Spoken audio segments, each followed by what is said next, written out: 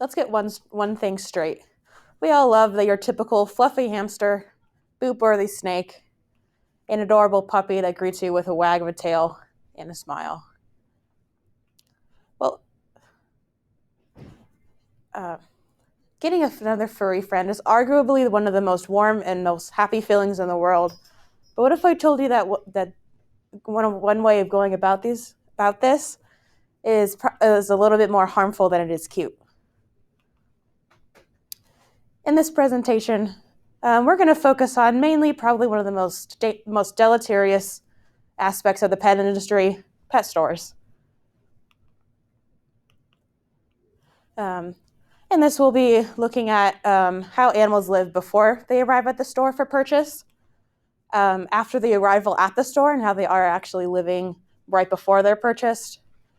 And we're looking at the logical flaws that people often miss when they consider buying from a pet store. Now let's give PETA a run for their money and really get into the nitty-gritty of this.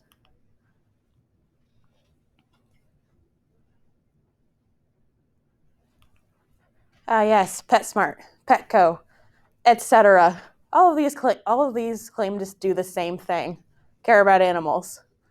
However, many investigations and undercover looks into these places definitely say otherwise.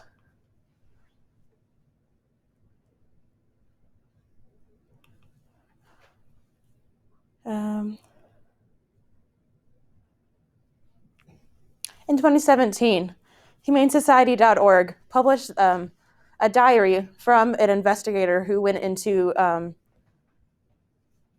what was it called? Into the Chelsea Kennel Club. And this was one of their findings. The majority of the puppies in the store were showing signs of upper respiratory infections. It seemed to start with a slight cough, and then it gets progressively worse throughout the day. 4 puppies in ISO today went into the nebulizer chamber down in the basement for 20 minutes, 3 times a day. However, out of those 4 puppies, only 2 were actually showing signs of an infection, and those that were on the store for coughing did not receive any treatment at all. Now, these findings are definitely a huge red flag in how low the standards are that that the government has for these puppy mills that tend to go into pet stores and where the pet stores get their animals from. Okay. Now that we've looked at before the pet store, let's get into after they get to the pet store. Now, I'm sure you may be thinking, I mean, well, at least they're not in the mills. They're safe, right? Wrong. Oh, I messed that up.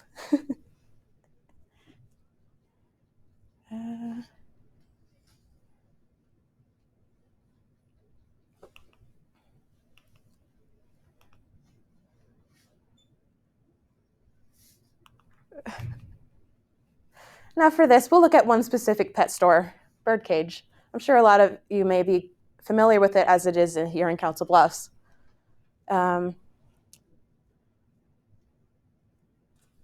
In this store, this is probably one of the worst cases that anybody has seen. A lot of the times the animals are left in cramped conditions, dirty cages. A lot of times dead animals that have passed away are just left in the cages to live with the living ones, which is extremely problematic.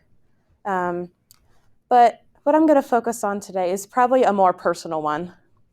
I had a personal experience with this pet store last year, and it involved a little lizard that I named Tetra. Now, Tetra was living in a little terrarium with maybe 6 other little lizards who, and if you know it well enough, you'll know that there are solitary animals and were in fact living in disgusting conditions. In a fit of emotion, I did end up bringing her home, setting her up a little tank, and she did do pretty well. She had a bulging belly and was showing signs of impaction as they were living in it was kind of like a sand, walnut shell stuff. And she had been ingesting it, and She unfortunately did pass away a couple days later. But I tend to use this story as a way of sort of spreading awareness. And unfortunately, Tetra's story does not stand alone. Now that we've looked at before the store and during the store, let's look at some logical fallacies that people often miss when they are buying from a store. Now, after all this, it begs the question, why would somebody buy from a pet store when there are thousands of animals that are living in animal shelters that need a home right now?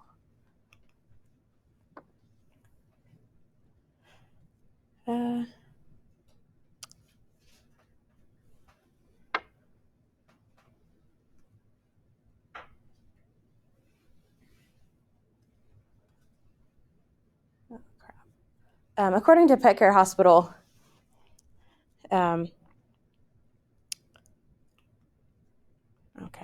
I totally. According to Pet Care Hospital, by adopting a pet, you're not only saving one life, but you're also saving two lives. The first life being the animal that you rescued or took from the shelter, and the second life being a homeless animal who now has available space in the shelter to get off the streets.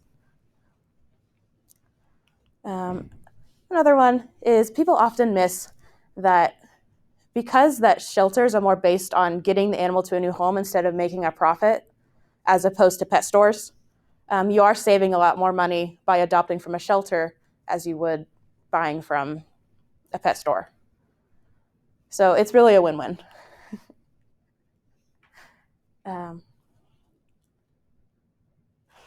For the sake of time, there are many different ways I could rattle off that would show how pet stores are problematic.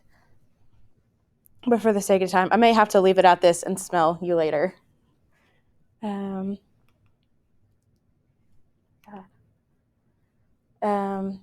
Let's take a look at what we looked at in this presentation. We looked at before the store, after the arrival, and the story of Tetra, and some logical fallacy that people often miss. I hope this was a little bit eye-opening for you, and don't forget to boop the snake snoot on the way out. Thank you.